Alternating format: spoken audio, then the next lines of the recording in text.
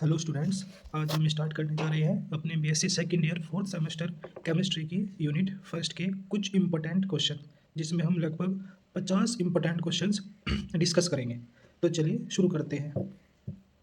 Question first है, विच of the following postulate introduce the concept of wave particle duality of matter.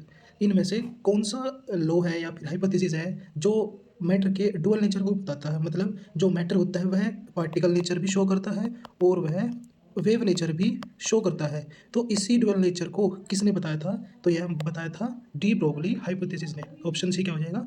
Correct option हो जाएगा। इसने बताया था जो वेवलेंथ होती है लैम्डा वह इक्वल होती है एच अपॉन पी के। यह फॉर्मूला भी पूछा जा सकता है। यह डी ब्रोगली हाइपोथेसिस है। यहाँ लैम्डा क्या है? वेवलेंथ, एच है प्लैंक कांस्टेंट और पी है मोमेंटम। तो ये हमें याद रखेंगे।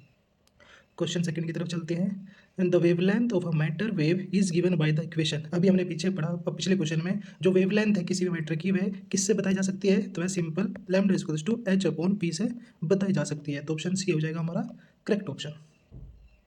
नेक्स्ट क्वेश्चन की साइड चलते हैं। The Heisenberg uncertainty principle state that it is impossible to simultaneously determine the high accuracy था।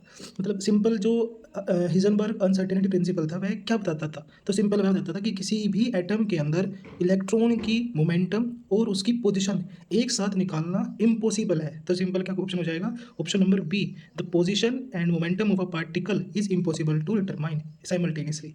तो ऑप्शन बी करेक्ट हो जाएगा। अगले नेक्स्ट क्वेश्चन की साइड चलते हैं। The mathematical description of the electrons wave like behaviour in atom is given by. मतलब atom में जो इलेक्ट्रॉन का वेव बिहेवियर है उसको मैथमेटिकली किसने डिस्क्राइब किया था? तो वह था स्क्रोडिंगर वेव इक्वेशन। तो ऑप्शन सी हो जाएगा करेक्ट ऑप्शन। अपने नेक्स्ट क्वेश्चन की साइड चलते हैं। The solution to the Schrodinger wave equation provides. मतलब जो स्क्रोडिंगर वेव इक्वेशन था वह क्या बताता था? सिंपल वह किस चीज़ का सोल्यूशन देता था? वह सोल्यूशन देता था कि किसी भी एटम के अंदर इलेक्ट्रॉन कहाँ पर फाइंड, मतलब कहाँ पर पाया जा सकता था, उसकी थोड़ी सी प्रोबेबिलिटी देता था। ऑप्शन सी क्या हो जाएगा? Correct option. नहीं सॉरी, ऑप्शन बी हो जाएगा correct option. The probability of finding the electrons in a certain region. यह बताता था कि जो इलेक्ट्रॉन है वह कहाँ पर पाए जाने की संभावना है। तो ऑप्शन बी हो जाएगा करेक्ट ऑप्शन। नेक्स्ट क्वेश्चन की साइड चलते हैं। Question number 6, the symbol Sai in Schrödinger wave equation represent. जो सिंबल साई है यह क्या रिप्रेजेंट करता है स्क्रोडिंगर वेव इक्वेशन में? तो यह सिंपल वेव फंक्शन बताता है इलेक्ट्रॉन का। तो ऑप्शन सी क्या हो जाएगा? करेक्ट ऑप्शन हो जाएगा। यह डायरेक्ट क्वेश्चन आपके पेपर में आ सकता है। फिर नेक्स्ट क्वेश्चन की साइड चलते हैं। The square of the wave function, जो वेव फंक्शन का स्क्वायर है वह क्या देता था कि? तो वह बताता था probability density of finding the electron की, जो इलेक्ट्रॉन है उसकी कहाँ पर पाए जाने की प्रोबेबिलिटी है। तो सिंपल ऑप्शन सी हो जाएगा करेक्ट ऑप्शन। क्वेश्चन नंबर 8 की साइड चलते हैं। An atomic orbital is a region in space where there is a high probability of find. जो एटॉमिक ऑर्बिटल होता है किसी भी एटम के अंदर वह क्या होता है? तो सिंपल जो एटॉमिक ऑर्बिटल्स होते हैं वह बताते हैं कि इलेक्ट्रॉन्स उनके अंदर पाए जाते हैं। तो सिंपल वह प्रोबेबिलिटी बताते हैं, probability of finding an electron. Option C क्या हो जाएगा? करेक्ट ऑप्शन हो जाएगा। अपने नेक्स्ट क्वेश्चन की साइड चलते हैं। Quantum numbers describe the properties of. जो क्वांटम नंबर्स होते हैं वह किसकी प्रॉपर्टीज बताते हैं? Option A nucleus, option B protons, option C neutrons, option D atomic orbitals and electron. यही करेक्ट ऑप्शन है। जो क्वांटम नंबर्स है वह इलेक्ट्रॉन्स को बताते हैं कि वह कहाँ पर, किस ऑर्बिट में, किस शेल में, किस शेल में प्रेजेंट है। तो सिंपल ऑप्शन डी हो जाएगा हमारा करेक्ट ऑप्शन। अपने नेक्स्ट क्वेश्चन की साइड चलते हैं। नेक्स्ट क्वेश्चन है, the principal quantum number N determines. जो प्रिंसिपल क्वांटम नंबर है वह क्या डिटरमाइन करता है? तो वह सिंपल ऑप्शन देते हैं, शेप ऑफ द ऑर्बिटल नहीं, orientation of orbital in space नहीं, energy level of the electrons okay, spin of the electron. तो हाँ ऑप्शन सी करेक्ट है, energy level of the electron, कि किसी भी इलेक्ट्रॉन के पास किसी शेल में कितनी एनर्जी हो सकती है वही हमारा प्रिंसिपल क्वांटम नंबर बताता है। तो ऑप्शन सी हो जाएगा करेक्ट ऑप्शन। 11 की साइड चलते हैं। The azimuthal quantum number determine था। जो एजीमुथल क्वांटम नंबर है वह क्या डिटरमाइन करता है? तो सिंपल है shape of the orbital determine करता है। तो ऑप्शन बी क्या हो जाएगा? करेक्ट ऑप्शन हो जाएगा। नेक्स्ट क्वेश्चन की side. For a given principal quantum number N the possible value of azimuthal quantum number L. अगर कोई भी N as principal quantum number है तो उसके लिए एजीमुथल क्वांटम नंबर की वैल्यू कितनी हो सकती है? तो सिंपल जो एल होता है वह हमारा होता है n-1, 0 to n-1। तो देख लीजिए कहाँ है ये ऑप्शन सी क्या है? करेक्ट ऑप्शन है। जो हमारा एजीमुथल क्वांटम नंबर है वह n0 to n-1 होता है। तो ऑप्शन सी क्या हो जाएगा? करेक्ट ऑप्शन हो जाएगा। क्वेश्चन 13 की साइड चलते हैं। The magnetic quantum number M determines था। जो मैग्नेटिक क्वांटम नंबर होता है वह क्या बताता है? तो सिंपल वह किसी भी ऑर्बिटल का ओरिएंटेशन बताता है। तो ऑप्शन नंबर सी क्या हो जाएगा? करेक्ट ऑप्शन हो जाएगा। नेक्स्ट क्वेश्चन की साइड चलते हैं। for a given azimuthal quantum number L, the possible value of magnetic quantum number range from, अगर कोई भी L एजिमुथल क्वांटम नंबर है इसके लिए M की वैल्यू क्या हो सकती है, तो सिंपल जो M होता है वो हमारा -L2 + L होता है हमारा मैग्नेटिक क्वांटम नंबर। तो देख लीजिए कहाँ है, ऑप्शन ए -L2 + L, तो ऑप्शन ए क्या हो जाएगा, करेक्ट ऑप्शन हो जाएगा।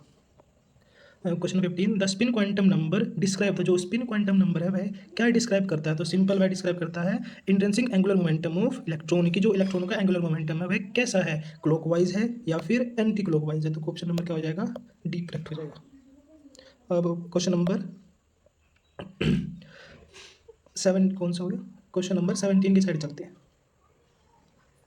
N S orbital is characteristic by azimuthal quantum number L, तो एस ऑर्बिटल है इसके लिए L की वैल्यू क्या होगी, सिंपल ये पूछा है। तो देखो हम ये क्वेश्चन कैसे भी पूछा जा सकता है, आपको याद रखना S के लिए L की वैल्यू 0 होगी और P के लिए L की वैल्यू 1 होगी, D के लिए L की वैल्यू 2 होगी और F के लिए L की वैल्यू 3 होगी। तो इनमें से कुछ भी क्वेश्चन पूछ सकते हैं, तो आपको याद रखना है। तो इसने पूछा है कि एस ऑर्बिटल की L के लिए वैल्यू क्या होगी, तो सिंपल एस के लिए क्या होगी, 0 होगी। The P orbital is characterized by the symmetric quantum number, देखो यहाँ पूछ लिया कि एल के लिए, पी के लिए एल की वैल्यू क्या होगी, तो पी के लिए एल की वैल्यू क्या होगी, 1 होगी। और अगले क्वेश्चन में पूछ लिया कि डी के लिए क्या होगी, तो सिंपल डी के लिए क्या होगी, 2 होगी। तो आपको कुछ भी क्वेश्चन पूछा जा सकता है, आप इस फॉर्मूले को जरूर याद रखिए, एस के लिए 0, पी के लिए 1 और डी के लिए 2, ये क्या है, एल की वैल्यू थी, ठीक है। तो डी के लिए क्या थी, 2। अब नेक्स्ट क्वेश्चन पर चलते हैं। The shape of an S orbital, जो एस ऑर्बिटल है उसकी क्या शेप होती है, तो उसकी शेप स्फेरिकल होती है। सिंपल क्वेश्चन नंबर हमारा ऑप्शन नंबर हो जाएगा B, correct option. Question number 21 की साइड चलते हैं। The shape of P orbital, जो पी ऑर्बिटल है उसकी शेप क्या होती है, तो उसकी शेप होती है डम्बल शेप होती है, तो ऑप्शन नंबर बी हो जाएगा, correct option. Question number 22, the shape of D orbital is generally, जो डी ऑर्बिटल है उसकी शेप क्या होती है, उसकी शेप होती है सिंपल डबल डम्बल या फिर टोरस भी बोलते हैं इसको, तो ऑप्शन सी हो जाएगा, correct option.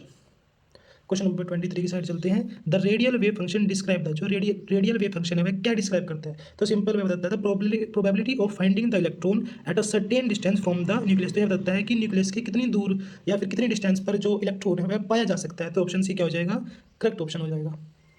Question 24, the angular wave function describe the, जो एंगुलर वेव फंक्शन होता है वह क्या डिस्क्राइब करता है, तो सिंपल बताता है angular distribution of electron probability, तो ऑप्शन सी क्या हो जाएगा, करेक्ट ऑप्शन हो जाएगा। प्रोबेबिलिटी डिस्ट्रीब्यूशन कर्व प्लॉट, जो प्रोबेबिलिटी डिस्ट्रीब्यूशन कर्व है वह क्या प्लॉट करता है, तो सिंपल वह प्लॉट करता है probability density versus distance from the nucleus. तो यह क्वेश्चन आपके पेपर में डायरेक्ट पूछे जा सकते हैं, तो इनको डायरेक्ट याद कर लीजिएगा। Question 26, the Aufbau principle state that electron first fill the atomic orbital with the, जो अबव रूल है वह बताता है कि जो इलेक्ट्रॉन हम फिल करेंगे वह पहले उस ऑर्बिटल में फिल करेंगे जिसकी एनर्जी लो होगी, तो सिंपल ऑप्शन बी क्या हो जाएगा, करेक्ट ऑप्शन हो जाएगा। अकॉर्डिंग टू द, क्वेश्चन 27 है, according to the Aufbau rule the order of filling orbitals follows the, जो अबव रूल के अकॉर्डिंग जब हम ऑर्बिटल्स में इलेक्ट्रॉन फिल करते हैं तो वह किस ऑर्डर में फिल करते हैं, तो सिंपल इंक्रीजिंग ऑर्डर ऑफ, तो N plus rule, Aufbau rule को हम एन प्लस रूल भी बोलते हैं। यह बोलता है कि एन प्लस एल के लिए जिसकी वैल्यू कम होगी पहले उसमें इलेक्ट्रॉन फिल करेंगे फिर दूसरे में इलेक्ट्रॉन फिल करेंगे, तो क्या हो जाएगा, ऑप्शन सी करेक्ट हो जाएगा। और यह इंपॉर्टेंट क्वेश्चन है, आपके एग्जाम में पूछा जा सकता है। The Pauli exclusion principle state that no two electrons in an atom can have the same set of, जो पोली एक्सक्लूजन प्रिंसिपल है वह क्या स्टेट करता है कि no two electron in an atom can have the same set of, option D हो जाएगा all for quantum number. मतलब जो पोली एक्सक्लूसिव प्रिंसिपल है वह सिंपल बताता है कि किसी भी इलेक्ट्रॉन के लिए चारों क्वांटम नंबर सेम नहीं हो सकते, तो सिंपल ऑप्शन क्या हो जाएगा, डी, तो चारों क्वांटम नंबर सेम नहीं हो सकते। Question number 29, the Pauli exclusion principle implies that a single atomic orbital can hold a maximum of, जो तो जो ये पोली एक्सक्लूसिव प्रिंसिपल है यह बताता है कि किसी भी ऑर्बिटल के अंदर कितने इलेक्ट्रॉन फिल हो सकते हैं, तो सिंपल किसी भी ऑर्बिटल के अंदर 2 इलेक्ट्रॉन फिल हो सकते हैं और उन दोनों इलेक्ट्रॉनों की जो स्पिन होगी वह अपोजिट होगी, अगर एक क्लॉकवाइज है तो दूसरा एंटी क्लॉकवाइज होगा, तो ऑप्शन क्या हो जाएगा, the 2 electrons with opposite spin, option B क्या हो जाएगा, करेक्ट ऑप्शन हो जाएगा। क्वेश्चन 30 की साइड चलते हैं। Hund's multiplicity rule state that for a degenerate orbits the electron will individually occupy is, इसका ऑप्शन हो जाएगा pairing up in the same orbital with opposite spin. तो ये हुन्स रूल क्या कहता है, सिंपल अगर कोई एक पी ऑर्बिटल हम एग्जांपल के लेते हैं तो हम पेयरिंग तब तक नहीं कराएंगे। देखो मैं एक एग्जांपल ले रहा हूँ, हम पेयरिंग तब तक नहीं कराएंगे जब तक इस ऑर्बिट के सारे ऑर्बिटल सिंगल फील्ड ना हो जाए, हम पेयरिंग फिर उसके बाद कराएंगे। तो सिंपली ये कहता है pairing up in the same orbital with opposite spin. जब इसकी पेयरिंग होगी तो वह अगर एक इंस्ट्रूमेंट एंटी क्लॉकवाइज था तो दूसरा क्लॉकवाइज की पेयरिंग होगी। तो ऑप्शन ए क्या हो जाएगा, करेक्ट ऑप्शन हो जाएगा। नेक्स्ट क्वेश्चन की साइड चलते हैं। Which quantum number is related to the size of the atomic orbital. वह कौन सा एटॉमिक क्वांटम नंबर है जो किसी भी एटॉमिक ऑर्बिटल के साइज को बता देता है। तो हमारा प्रिंसिपल क्वांटम नंबर जो n है यह उसकी एनर्जी भी बता सकता है और उसकी शेल की रेडियस भी बता सकता है। तो सिंपल ये इन्फॉर्मेशन देता है किसी भी शेल के बारे में। तो ऑप्शन ए क्या हो जाएगा, करेक्ट ऑप्शन। तो प्रिंसिपल क्वांटम नंबर ही किसी भी साइज के ऑर्बिटल को बताता है। Question 32, which quantum number is related to the orientation of atomic orbital in space. Orientation को कौन बताता है, सिंपल, हमने अभी पीछे भी पढ़ा था, जो मैग्नेटिक क्वांटम नंबर है वह इसको बताता है ओरिएंटेशन को। तो ऑप्शन सी हो जाएगा correct option. How many orbitals are there in a shell which azimuthal quantum number L. तो किसी भी क्वांटम नंबर एल के लिए कितने ऑर्बिटल्स हो सकते हैं। तो सिंपल क्या हो जाएगा, सी ऑप्शन हमारा करेक्ट हो जाएगा 5। चलिए नेक्स्ट क्वेश्चन की साइड चलते हैं। देखो पहले L की वैल्यू कितनी है, L की वैल्यू 2 किसके लिए थी, मैंने अभी पीछे भी लिखा था। जो L की वैल्यू 2 थी, देखो S के लिए थी 0, P के लिए थी 1 और D के लिए थी 2। तो 2 किसके लिए होगी, D के लिए होगी। और D में कितने ऑर्बिटल्स होते हैं, 1 2 3 4 और 5 ऑर्बिटल्स होते हैं डी सब सेल में। तो सिंपल L की इक्वल से 2 के लिए डी सब सेल, और डी सब सेल में कितने इलेक्ट्रॉन होंगे 5। तो ऑप्शन सी क्या हो जाएगा हमारा करेक्ट ऑप्शन। आई होप आपको समझ आया होगा। Question 34, how many electrons can a P सब सेल एक्यूमुलेट। कितने इलेक्ट्रॉन पी सब सेल में आ सकते हैं। देखो एक पी सब सेल है, उसमें हमारे सिंपल 3 ऑर्बिटल्स होते हैं और एक ऑर्बिटल्स में 2 इलेक्ट्रॉन आते हैं। तो सिंपल 6 इलेक्ट्रॉन आ सकते हैं। वहीं पर एस के लिए कुछ है, तो एस में 2 इलेक्ट्रॉन आ सकते हैं और डी में आ सकते हैं हमारे 10 इलेक्ट्रॉन। तो आपको याद रखना है ये चीज़। जैसे भी क्वेश्चन हो जाता है, पी के लिए 6, एस के लिए 2 और डी के लिए 10 और वहीं पर एफ के लिए हो जाएगा 14। तो उसने पी के लिए पूछा है, तो पी के लिए क्या हो जाएगा option number B 6। How many electrons can are D sub shell accumulated. कोई भी डी सब सेल, देखो अभी हमने पीछे लिखा डी सब सेल के लिए कितने इलेक्ट्रॉन हो सकते हैं। तो डी सब सेल के लिए हो सकते हैं 10 इलेक्ट्रॉन। क्वेश्चन 36 साइड चलते हैं। The number of a radial nodes for a 3s orbital. तो देखो सिंपल आपको एक फॉर्मूला याद रखना, क्योंकि यह एमसीक्यू आपको कैसे पूछे जा सकते हैं। अगर आपके फॉर्मूले याद है तो वहाँ 3s लिख दे, चाहे यहाँ पर 4s लिख दे, चाहे d लिख दे, 2 3 4 d लिख दे, कुछ भी लिख दे। अगर आपको फॉर्मूला याद है तो आप रेडियल नोड और एंगुलर नोड सिंपल कैलकुलेट कर सकते हैं। तो मैं आपको फॉर्मूला बता देता हूँ, आप उनसे कैलकुलेट करना फिर ईजी हो जाएगा। तो देखो रेडियल नोड के लिए क्या फॉर्मूला है, सिंपल। नोड क्या होता है, नोड होता है कि वे पॉइंट जहाँ पर इलेक्ट्रॉन की पाने की प्रोबेबिलिटी बिल्कुल जीरो हो, कि यहाँ पर इलेक्ट्रॉन पाए ही नहीं जा सकते। तो रेडियल नोड का फॉर्मूला है n-l-1। अगर आपके पास n है, l है, तो आप यह रेडियल नोड निकाल सकते हैं सिंपल फॉर्मूला लगाकर n-l-1। अभी मैं आपको कैलकुलेट करके दिखाऊंगा। और एंगुलर नोड के लिए जो फॉर्मूला है वह है सिंपल l। जितनी भी l की वैल्यू होगी वही उसका एंगुलर नोड की वैल्यू होगी। तो मैं आपको सोल्व करके दिखाता हूँ क्वेश्चन, एक सेकेंड। चलिए सोल्व करते हैं। देखो यहाँ है क्वेश्चन है 3s, 3 बताता है उसके प्रिंसिपल क्वांटम नंबर l को, और s के लिए देखो मैंने पीछे भी लिखा था s के लिए l की वैल्यू होती है 0। तो अब हम यहाँ सिंपल फॉर्मूला लगा कर निकाल सकते हैं रेडियल नोड। तो रेडियल नोड का फॉर्मूला क्या था, n-l-1। तो n की वैल्यू कितनी है हमारी 3 है, और l की वैल्यू कितनी है हमारी 0 है और -1। तो सिंपल क्या हो जाएगा 3 - 1 = 2 हो जाएगा। तो सिंपल रेडियल नोड 3s के लिए कितना है 2, ऑप्शन नंबर सी। तो देखिए अब यहाँ पर आपको 3s दे दे चाहे 4s दे दे तो आप सिंपल कैलकुलेट कर सकते हैं। चलिए अपने नेक्स्ट क्वेश्चन की साइड चलते हैं। The number of angular node for P orbital. को पी ऑर्बिटल के लिए सिंपल पूछा है कि कितने एंगुलर नोड होंगे, और मैंने भी पीछे बताया था जो एंगुलर नोड होता है वह इज इक्वल होता है एल की, और पी के लिए एल की वैल्यू क्या होती है, पी के लिए एल की वैल्यू होती है 1। तो सिंपल ऑप्शन क्या हो जाएगा, वह हमारा बी ऑप्शन करेक्ट हो जाएगा। अब नेक्स्ट क्वेश्चन है total number of nodes for 3p orbital. देखो अब टोटल नोड्स पूछ लिए, एंगुलर प्लस रेडियल दोनों नोड्स पूछ लिए। तो 3p के लिए पहले हम रेडियल नोड निकाल लेंगे और 3p के लिए हम एंगुलर नोड निकाल लेंगे, दोनों को ऐड कर देंगे, सिंपल आंसर आ जाएगा। तो 3p के लिए देखिए n की वैल्यू कितनी है 3 है और p है, तो l की वैल्यू कितनी हो जाएगी 1। तो सिंपल एंगुलर नोड निकाल लेंगे। एंगुलर नोड का फॉर्मूला है n - l-1। तो n की वैल्यू कितनी है 3 माइनस l की वैल्यू कितनी है 1 और -1। तो -1 हो जाएगी 2, 3 - 2 हो जाएगा 1। तो एंगुलर नोड की रेडियल नोड की वैल्यू हो गई हमारी 1, और एंगुलर नोड के इक्वल होता है l के इक्वल होता है, और l की वैल्यू कितनी है 1। तो एक हो गया एंगुलर नोड, एक हो गया हमारा रेडियल नोड। तो सिंपल टोटल नोड कितने हो जाएंगे 2। तो 2 है ऑप्शन नंबर सी हो जाएगा हमारा करेक्ट क्वेश्चन। ये तीनों क्वेश्चन बहुत इंपॉर्टेंट है। आई होप आपको ये 2 फॉर्मूले याद कर लीजिए, तो ये आपको ईजी हो जाएगा कैलकुलेट करने के लिए। क्वेश्चन नंबर 39 की साइड चलते हैं। Which of the following electronic configuration violates Pauli exclusive principle. इनमें से कौन सा electronic configuration Pauli exclusive principle को वायलेट मतलब फॉलो नहीं कर रहा। तो पॉली एक्सक्लूसिव प्रिंसिपल क्या कहता है कि more than two electron in two p subshell can not have the same spin, कि दो से ज़्यादा इलेक्ट्रॉन के पास सेम स्पिन नहीं हो सकती। तो देखो ऑप्शन डी क्या है, करेक्ट ऑप्शन हो जाएगा। इसमें मोर देन टू इलेक्ट्रॉन के पास पी सबशेल में स्पिन है सेम, तो ऑप्शन नंबर डी हो जाएगा सेम। क्वेश्चन 40 की साइड चलते हैं। Which the following electronic confusion violence Hund's multiplicity for a P3 conjugation. P3 के लिए हुन्स मल्टीप्लिसिटी रूल कौन सा फॉलो नहीं कर रहा था। देखो हुन्स मल्टीप्लिसिटी रूल क्या कहता है कि आपको अगर पी सबशेल है तो उसमें पहले सिंपल फिल करेंगे, फिर उसके बाद पेयरिंग करेंगे। लेकिन ऑप्शन ए ही करेक्ट हो गलत हो गया, क्योंकि उसने पहले सब ऑर्बिटल में फिल करती है, दूसरे में एक फिल किया और तीसरे में कुछ भी फिल नहीं किया, तो यह तो सिंपल गलत हो जाएगा। तो ऑप्शन ए क्या हो जाएगा, करेक्ट ऑप्शन। क्वेश्चन 41 के साइड चलते हैं। The ground state electronic configuration of nitrogen. Nitrogen की इलेक्ट्रॉनिक कन्फिग्रेशन क्या होती है। तो सिंपल हम इलेक्ट्रॉनिक कन्फिग्रेशन करना जानते हैं। पहले 1s में इलेक्ट्रॉन भरेंगे, फिर 2s में, फिर 2p में। टोटल इलेक्ट्रॉन कितनी है 7। s में कितने इलेक्ट्रॉन आ सकते हैं 2, फिर 2s में कितने आ सकते हैं 2, कितने बचे 4, 7 - 4 3 इलेक्ट्रॉन बचे, तो p में कितने आ जाएंगे 3। तो यह कन्फिग्रेशन करेक्ट है। तो 1s2 2s2 2p3 option A क्या हो जाएगा हमारा, करेक्ट ऑप्शन हो जाएगा। क्वेश्चन 42 की साइड चलते हैं। The number of unpaired electrons in the ground state of oxygen.